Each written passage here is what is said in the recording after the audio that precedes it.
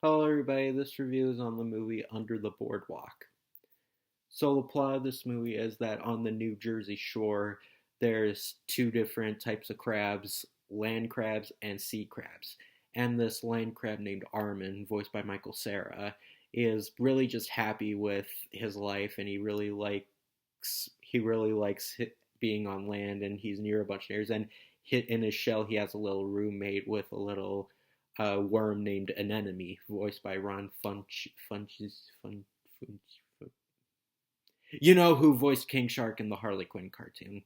And he says, Armin, you need to get out more. And so, but Armin's very timid and shy, and he really doesn't want to go out. But he does go out and meets the sea crab named Ramona, voiced by Kiki Palmer. And they kind of start to like each other, but they know that land crabs and sea crabs are basically forbidden from seeing each other. But then one day a storm happens and all the crabs are swept away, and they're very much separated from all the other crabs. So Armin and Ramona go on a little journey around the boardwalk and try to get back home, and while all the other crabs decide if they should trust each other, if they should team up and get back home to each other.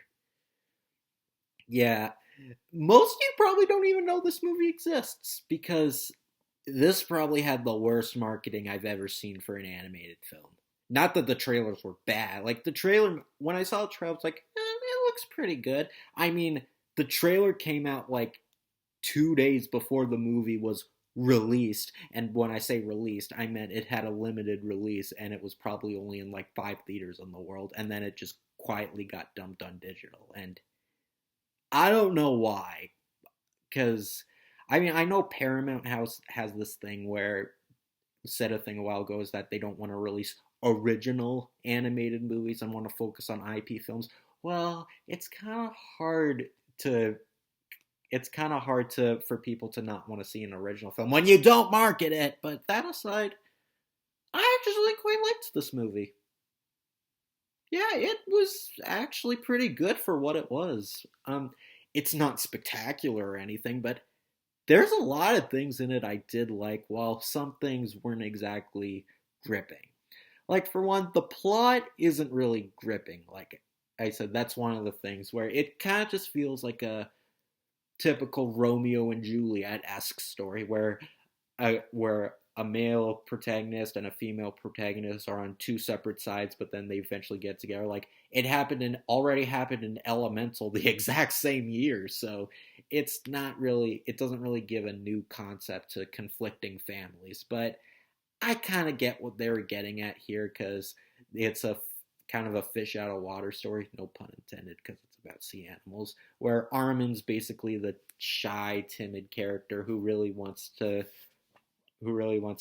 go on go on who wants to stay home, and he doesn't want to go out and do a bunch of stuff like his buddies. Like one thing though I did like about his character is that he's not the runt of the litter. Like he's not the loser. Like all the other land crabs are actually these big muscular jocks, which I did find that kind of an interesting idea of how Armin's the small one. He's the basically the runt of the litter, but the other big tough crabs, like they don't pick on him. They actually treat him as a brother and as a friend, and I like that they did that. That was actually a nice little twist because usually in every other film, when the main character's the weak one while everyone else is like the big tough guy, they always pick on the little guy. So I liked, for a change of pace, that they actually treat him as a friend and they actually respect him because they're basically just like him. They're just land crabs, because the main conflict isn't about small crabs with the buff ones.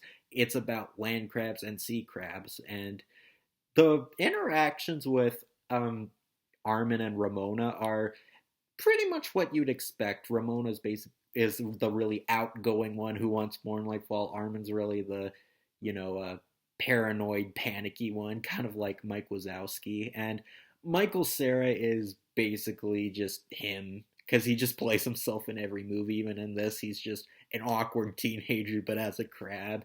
And Kiki Palmer voices Ramona, and they both have really good voices for the characters, even if it's kind of obvious what their characters are like. The other characters aren't really incredibly interesting. I mean, some of them are kind of get a funny line here and there, and they're amusing, but it's not.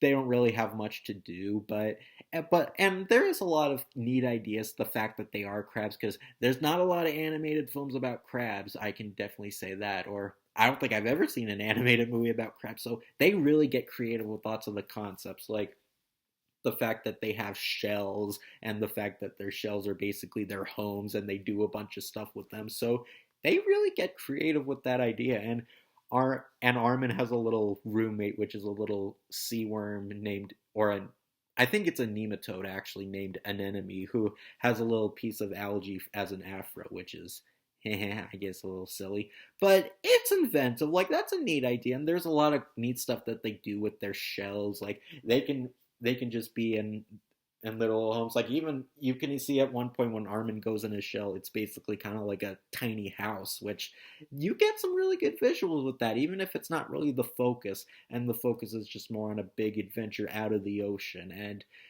lots of the side characters, like I said, they're not super interesting. They're you kind of get what they're it's supposed to symbolize, because it's supposedly the land crabs are kind of the tough ones and the sea crabs are basically the fancier ones. So it basically, the characters aren't really distinguishable characters themselves. They're more so representing what kind of crabs they are. And the musical numbers are amusing. None of them are super memorable, but they're fun little songs, and they really, it was really interesting to see, a talking animal animated film nowadays be a musical. Like it kind of gives Little Mermaid vibes, where you get great ocean visuals and lots of neat sea animal type scenarios while accompanying a bunch of songs. So that was a neat little idea to have be musical, though.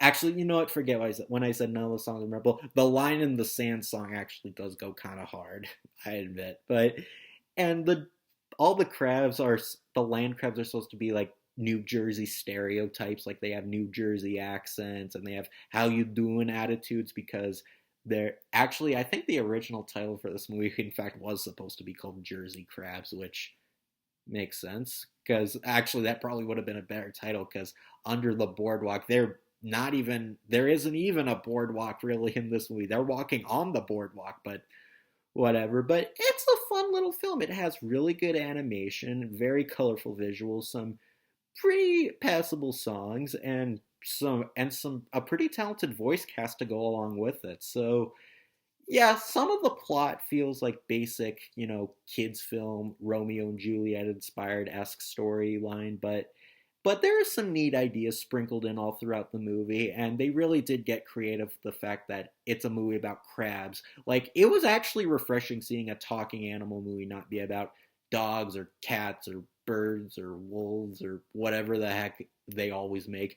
Because I can't think of too many animated films I've seen about crabs, so I do give them props for trying something new and something different in terms of the talking animal animated film scenario. And I think it's definitely way better than Paramount gave it credit for, because it got a quiet release. It was dumped on digital with no marketing, and they basically tried to bury it, and its existence is not even known. And I'm not going to pretend this is a great movie, because that's not, but it was enjoyable. I thought it was entertaining. I mean, it's super short though. It's like an hour and 18 minutes, not including credits. So I guess maybe that's why it didn't get a huge release, because it's super short. It probably wasn't worth it on the huge screen. But I don't know what kind of world we're living in where Paramount thought Paw Patrol movies would be worthy of a big screen performance. But this is actually pretty good for all ages. Like, it's not a movie purely made for kids that are under the age of 6, and it's not purely made to sell toys. Actually, oh, I think I answered my own question, because this movie wasn't made to sell toys, but it's a good film. It's has some good musical numbers, very good animation, some creative ideas about crabs, which are an animal you don't really often see in animated films. So there's a lot of good good aspects to this movie, even if the story isn't super original and gripping. There's still a lot of unique ideas sprinkled throughout, and it does make a pretty okay musical. So if you haven't seen Under the Boardwalk, it's worth a watch. Like, it's not even on Paramount Plus. That's how much Paramount is ashamed of this movie. But for a rental, I think you could do worse. Honestly, if you want to watch a movie with the kids this weekend and you've already seen The Wild Robot, I think this is actually a decent film to rent. So, yeah, Under the Boardwalk, it's not a spectacular film. It's nothing I would highly recommend to everybody in the world. But for an animated film that didn't even get any attention, I think it deserves better. Maybe it'll get a cult following in the near future. So hopefully Paramount, when they release their next animated film, hopefully they treat it better, because this definitely deserved better. And like I said, it's not a Nickelodeon movie, even though the trailer had an error saying it was, but it's not. But that aside, like, Paramount did something quite good, so it's a real shame that it wasn't held in high regards to them, but they're lost. So, yeah, Under the Boardwalk, not spectacular, but it doesn't need to be. It's a fun little animated musical about crabs, and that's pretty much what you get. You get some neat crab ideas, and even if the story isn't super original, there's some inventive ideas here and there. So, if you like a few inventive ideas in an animated film and you want to see certain character types of characters like crabs you don't often see, it's a good one to check out. So, catch you all later.